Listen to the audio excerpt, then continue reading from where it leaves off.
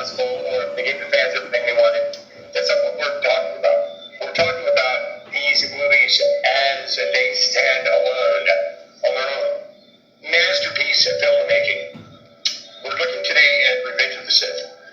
Revenge of the Sith is one of the Hollywoods, if you want to call it Hollywoods, which it's not. It's George Lucas produced, George Lucas made, George Lucas written and directed, and essentially it belongs to George Lucas. And yes, I know George Lucas has sold the copyright, or whatever it is, of Star Wars to Disney, and now Disney's going on about attempting to make billions off of Star Wars, which is fine, and I'm glad to give my money to George Lucas. But what I will not talk about today is, it's not up for an argument whether or not The Phantom Menace or Attack the Clones or Revenge of the Sith, if any of these are good movies, objectively or not. That's not even on the table, because objectively, they're each of them on their own a masterpiece, fantastically made, wonderfully made, beautifully made, with care and to the utmost care and concern for the characters and the story, and wish that the story would be told in the best way possible. And that's what you have when you have the prequels. You have advances in technology, as you see. Here's what we're looking at, Revenge of the Sith. The opening shot of Revenge of the Sith, an all-time classic masterpiece of filmmaking. As we see in the original Star Wars, and then, of course, Empire Strikes Back, and then, of course, Return of the Jedi. There's a giant battle, whether on land or in space, in each of these episodes. And, of course, in the prequels, we see giant battles as well. And these battles cross the galaxy and span various environmental topographies, and as well as geographies, and social systems and political mechanics. Friends, the prequels is an all-time masterpiece filmmaking trilogy. Then if you take down with the original trilogy, the original saga, the complete saga, that is episodes 1, 2, and 3, and episodes 4, 5, and 6. And then, of course, we're looking at the holiday special, and then Clone Wars, the original miniseries, the hand-drawn one. Well, at least it looks hand-drawn. And we're looking at Revenge of the Sith today, just opening thoughts on Revenge of the Sith. And we know that from the opening title crawl, that war is spread throughout the galaxy, and that General Grievous is now attempting to kidnap the Chancellor, and these Jedi, Anakin and Obi-Wan, are on a mission to rescue the Chancellor. And meanwhile, as we will see, as we know, those of us that have seen the entire story, we know that all of this is being manipulated and set up and manufactured, if you will, crisis after crisis, to move the Republic into a position of war without end, or a dictatorship. And then eventually we see that Chancellor Palpatine is actually Darth Sidious, who controls the Senate. And of course the Jedi are blinded as they come out of this blindness, blinded by their own arrogance, their inability or refusal to even see or admit that there may be a flaw within the Jedi system or the Jedi approach. And as we see, as we've discussed this before, in the original trilogy, that is Star Wars, as we now call it, A New Hope, and then Empire Strikes Back, and then Return of the Jedi, there's a political world that they live in. And then we see that the Jedi are always referred to as no more, but part of a more civilized age before the dark times. And the Jedi are always set up and framed in a good light as the good guys, if you will look at it that way, in the original trilogy. And then when you look at the prequels, in episodes 1, 2, and 3, the story that is establishing where all of these characters came from and why the world is as it is in episodes 4, 5, and 6 of Star Wars.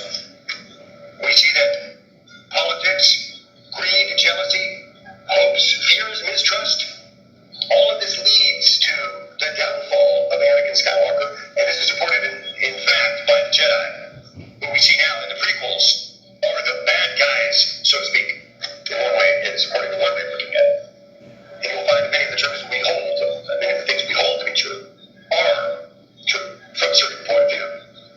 So we see the story of Anakin here now, we see some of his adventures going on here with Obi-Wan, and even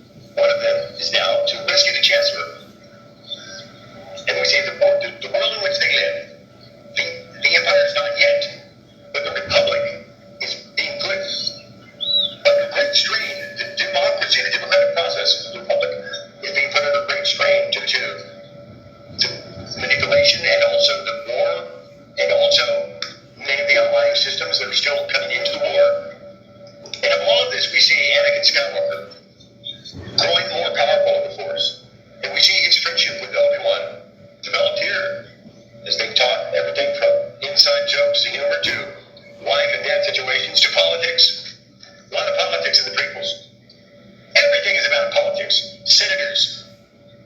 And we see that, of course, Senator Organa, this man, played by Jimmy Spence, is always there as an ally to the Jedi, for the Jedi, and for, as he would see it, the lasting peace and benefit of the Republic.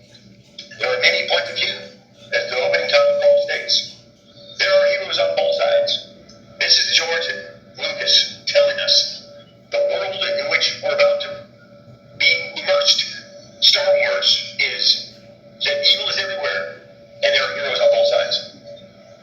It's all-out war, and now the war comes to Coruscant, the innermost capital seat of the Republic government and society. And so Obi-Wan and Anakin, R2-D2, there's still a lot of humor in this. They're moving along to rescue the Chancellor.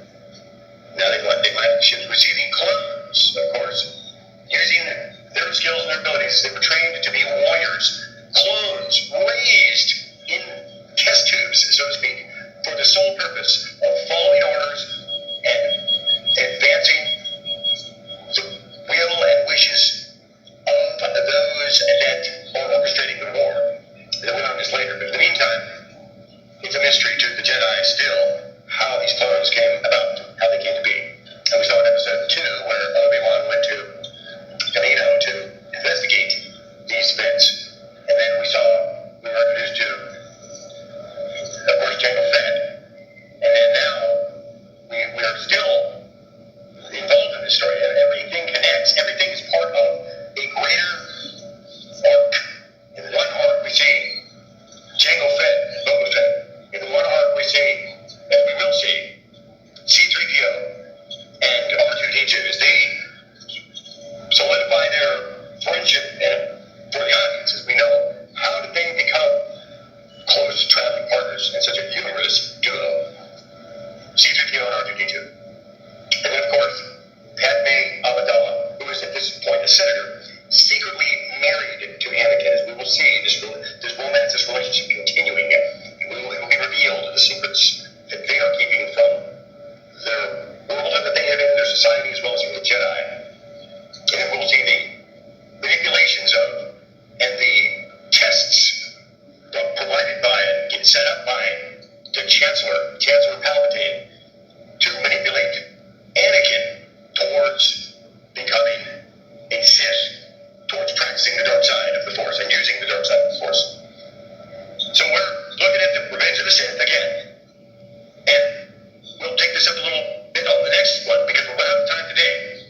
Friends, remember, the prequels is the best Star Wars that there is, and I am your host, Mr. The Prequels. And that's all the time we have for today, dear friends. May the Force be with us, and we'll see you next time.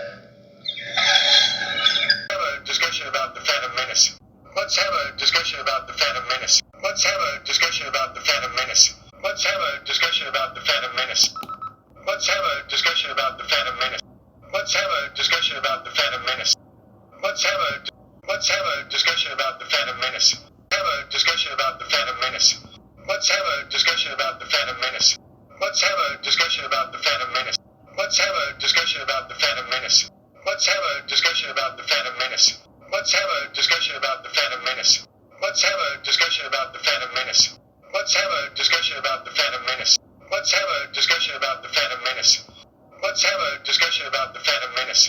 Let's have a discussion about the Phantom Menace. Let's have a discussion about the Phantom Menace. Let's have a discussion about the Phantom Menace. Let's have a discussion about the Phantom Menace. Let's have a discussion about the Phantom Menace. Let's have a discussion about the Phantom Menace. Let's have a discussion about the Phantom Menace. Let's have a discussion about